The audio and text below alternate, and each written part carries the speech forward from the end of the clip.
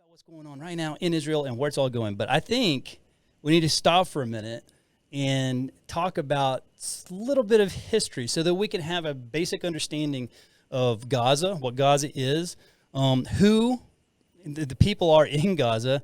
The Egyptians, they they didn't want them anymore. Like, please just take them off our hands. I mean, how did we get here? Who are they? Can you give us a little background of Gaza and Israel, please?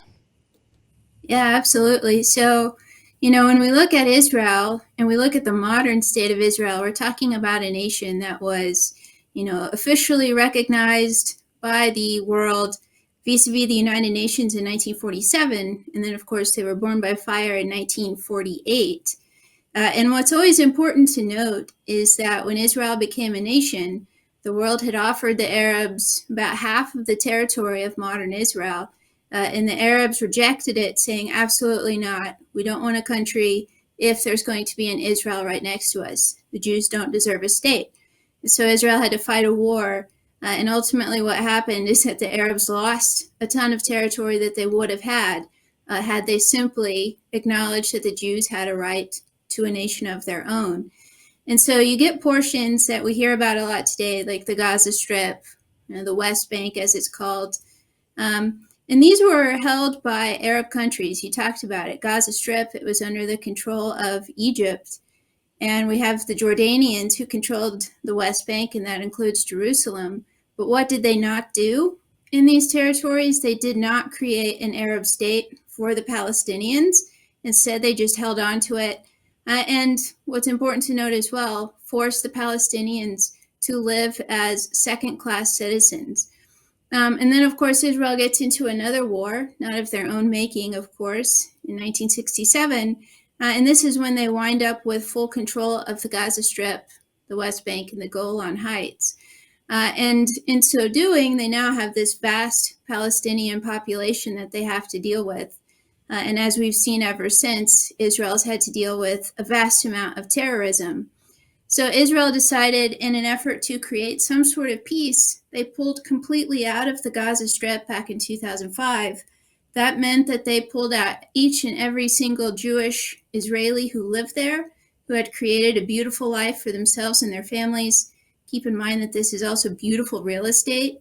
And they handed it over completely to the Palestinians and said, if you can manage this, then we'll give you more territory in the West Bank. And unsurprisingly, to anybody who is willing to acknowledge the truth, Gaza Palestinians proved unable to do so. In 2006, we get a coup, and Hamas, which is a terrorist organization supported by Iran, takes over, and they just create a terrorist statelet in Gaza. So we've had wars aplenty between Israel and Gaza ever since, but of course nothing on the scale like what we saw on October 7th. The barbarity and inhumanity of everything that they did. So there's a long history here, and people will say, oh, it's complex and there's so much context that you need. No, it's pretty simple. It's simple in the fact that the Arabs have rejected Israel time and time again. There's never been any peace. And as Christians, there's a whole other level here that we should acknowledge, and it's that God formed a covenant with the Jewish people. That's right. Promised them their land, promised them their existence, and that covenant came at a great cost. Of course, the enemy is going to do whatever they can to, eviscerate that covenant. It's impossible, but the enemy tries nonetheless. So we need to understand that Israel has absolutely a right to exist. It has a responsibility to defend itself, and we as Christians have a responsibility to stand up and defend the Israelis now, both in prayer and in action. And so that's kind of where we are at this point. Well, you mentioned a couple of things that I think we ought to talk about. So we talk about the West Bank, and if we're talking about the West Bank, the location of that is Samaria and Judah, right? So, or Judea. And so we use these modern terms that are not in the Bible. So you hear Gaza, you hear West Bank, you hear the Golan Heights. Well, there's a few things that actually have reference in Scripture, but the Golan Heights, let's talk about that for just a moment. That's an important piece of territory as it relates to the security of Israel. And even the United States has said that area including our president and the administration, said that they should give that territory back to control of the Palestinian Authority. There's a pretty significant problem with that. To my estimation, and correct me if I'm wrong, I think I heard something to the effect of 700,000 Israelis are in that area. Okay, so they would be displaced because the Palestinian Authority would not allow any Jews to live within that area. It was one of the groups I was listening to recently talking on that point. But secondly, the Golan Heights, where it is strategically, if they were given control of that, essentially everybody in Israel would be just a sitting duck. Is that true? Absolutely. So when we're looking at, in terms of strategic value, it's the high point of Israel. And when the Syrians controlled it, they had a hobby, and that hobby was to fire down on the Israelis living down below, right? If you have the high ground, it's just a basic principle that you have the advantage.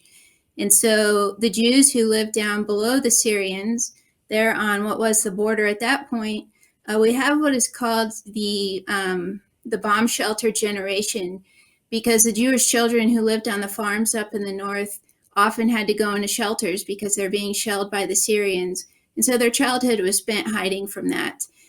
We see that on the kibbutzim up north, right, these Jewish farms, that they had their tractors, but they were lead plated and made bulletproof because they're constantly being shelled as they're going about their normal lives.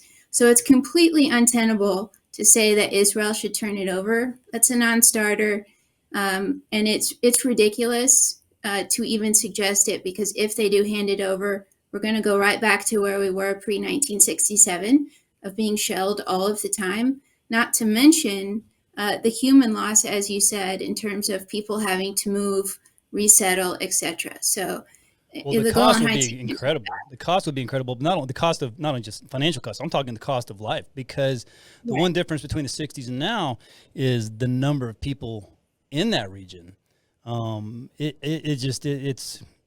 There's a book written by Bill Koenig. He's actually been on Tipping Point a number of times. He wrote a book called Eye to Eye. Are you familiar with that book? I am, yeah. And it's kind of interesting. He basically took all these different times when the land of Israel had been divided up and what happened to those entities involved, specifically the United States. And it's generally never good. Everything from financial crisis to tropical storms to after I read the book and went and just looked at all the dates and when things happen, it's pretty hard to not say, okay, well, there's you can't, statistically that can't be a coincidence. And so God is going to always protect his people. Tell us a little more. Okay, so we talked about the Golan Heights, the West Bank. Okay, that's obviously very important because that encapsulates, the most, I would say, sought after plot of land in the entire world. So tell us the importance of them maintaining West Bank. Yeah, so first of all, as you said, there's this issue of nomenclature, because when we say West Bank, that sounds very generic and sterile, but it is Judea and Samaria, which is the biblical heartland of Israel. This is this covenanted territory is promised to David and his descendants, right? That the city of Jerusalem will always bear God's name, that this territory will always be yours. So, of course, with the enemy, and we're talking on a spiritual level, but we're also looking at the political enemies of Israel, whether that's in the form of Hamas or the Palestinian Authority or the Jordanians, Iranians, etc. They're always going to go after what's most important and valuable, and that's, of course, going to be Jerusalem and then the heartland. And so that's under attack. But that is something that for the Jewish people, when they ultimately did regain this territory, it was this fulfillment of a promise, and it completely enlivened and revitalized the Jewish people. And yes, they've tried to make various treaties and compromises, and there's the Oslo Accords that says, this territory is Area B, A, C, all of that. But just the suggestion that Israel needs to give up this territory in terms of its security, that's completely unworkable. In terms of its identity as a Jewish nation, it's completely unworkable. And then on a spiritual level, it's also completely unworkable, because that's a covenanted territory. Right, and you shouldn't. There should be no demands made of Israel to give it up. But what we're going to see, I expect, and right, take it with a grain of salt. I'm a historian. I can't prophesy anything here. But I suspect you're going to see that American support for Israel is going to decline rather quickly, and there are going to be more demands made of Israel to compromise and to step back, as it were, and give the Palestinians yet another try, even though the Palestinians have, as Avi even once said, they never miss an opportunity to miss an opportunity. And that's precisely what they've done time and again. And so any suggestion of Israel giving up territory is ridiculous.